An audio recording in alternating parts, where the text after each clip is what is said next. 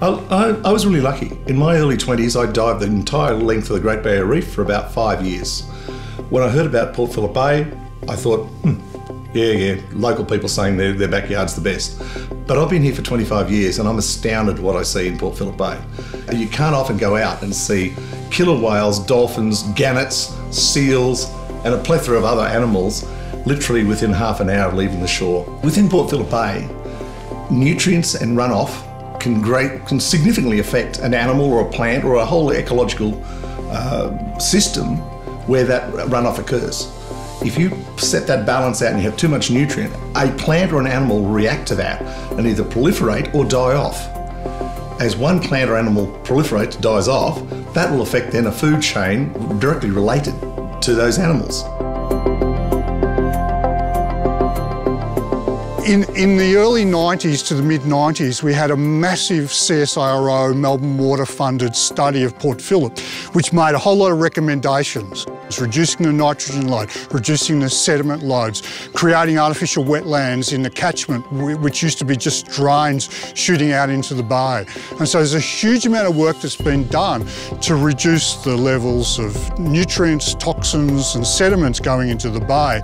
And those things probably are the main reason that the bay today is healthier than it was. Melbourne Water has responsibility for a number of different types of water, essentially. So we manage our drinking water supplies around Melbourne. We also manage about 96% of Melbourne's sewage. And then we are also responsible for the waterways around Melbourne. So we do a lot of work involved in trying to protect and maintain those waterways. So increasing vegetation, trying to ensure that the water quality is decent standard.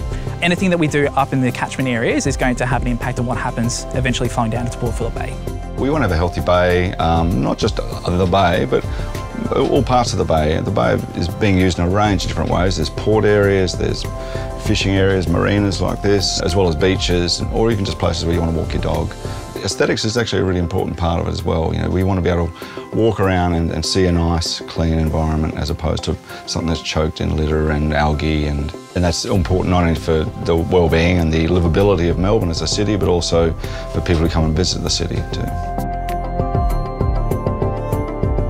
The Water Watch group here started about 15 years ago because Melbourne Water did a major renovation of our wetland area, and we wanted to be able to monitor how successful that was. So we started a Water Watch group with Melbourne Water, and that's been going ever since. The Water Watch groups that are doing this really valuable citizen science can act as a bit of an early warning system for Port Phillip Bay. So anything that they notice that's going a bit amiss up here in the catchments, they have the potential to get some action happening up here before it ends up into the bay and causing more problems down there. Earlier this year we discovered a pollutant in the water, and we alerted Melbourne Water and Yarra Valley Water, who worked very quickly to stop that pollutant getting into the waterways. So you can have significant impacts if you've got high levels of nutrients coming down into those stormwater systems. So when you've got high levels of things like nitrogen or phosphorus, they're really good plant food, but they can cause things like algal blooms. Algal blooms in Port Phillip Bay can have a big impact in terms of the oxygen levels that are in those, particularly those coastal areas. We have a lot of wildlife that's dependent on those systems. If you're getting algal blooms, they can suck out a lot of oxygen in those areas, and also when you get things like blue-green algae or cyanobacteria, they can dump toxins into the water as well and can cause die-offs and things like that as well, so particularly nasty. Small rain events, stuff will go down creeks, things will settle out. Once the bigger ones come through, they pick up that stuff and it all comes out, and so it actually becomes a multiple event during the big events of all the smaller events.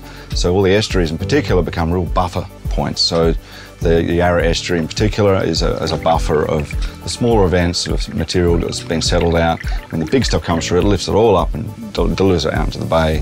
Since about 2012, EPA and partners, Melbourne Water and friends of groups, have been reporting annually a report card of Port Phillip Bay and its 6 surrounding catchments, key catchments. Doing it through water quality as a water quality index, which is a combined index of nutrients and metals and oxygen and plankton, into a simple kind of easy to read and change with time kind of measure. Talk about on an annual basis what the water quality condition is like in the bay and surrounding catchments that affect it. So to manage nutrients, we can look at things like water-sensitive urban design, so increasing the things like stormwater treatment wetlands that can basically hold water for a little while and get plants to take up those nutrients naturally. And so Melbourne Water has been creating these stormwater treatment ponds and treatment systems around Melbourne as part of its way to reduce the total nitrogen input that's going into Port Phillip Bay. It's Australia's largest bay, and a lot of people living around it and enjoying it, and I'm sure they will too in many years to come. We just have to be smart about how we use it collectively, and we have to look at our use in a collective sense rather than a point-by-point sense. And we need to understand areas that are vulnerable and focus our efforts in those vulnerable areas to protect them. Well, I especially like the scenery of Port Phillip Bay because when I go out on the pier or up the lighthouse, it's really nice to just look out and see the beautiful scenery. Well, I'd like the waters to be really clean, and I'd just like to see a happy community, and then it's all swimmable.